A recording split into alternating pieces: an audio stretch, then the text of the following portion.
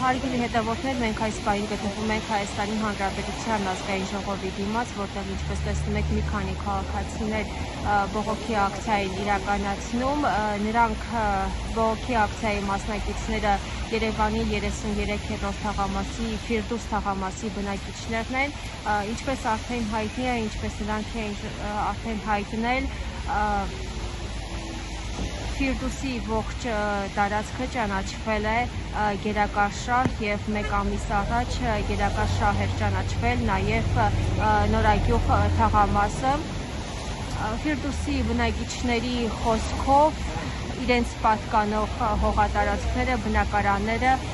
գնահատվել է կադաստրի արժեքից 4 անգամ ցածր։ Նրանք պարբերաբար բողոքի ակցիաներ են իրականացնում։ Նախորդ շաբաթ բողոքի ակցիա են իրականացրել Հայաստանի Հանրապետության արդարադատության նախարարության դիմաց և այսօր էլ ազգային ժողովի դիմաց են բողոքի ակցիա իրականացնում և բնակիչներից մեկը, ակցիայի մասնակիցներից մեկը մեծ զրույցում նշել է, որ ստորագրահավաք են արել ներկայացնելու ազգային ժողով։ Ստորագրահավաքին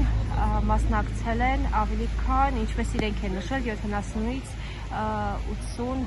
քաղաքացի։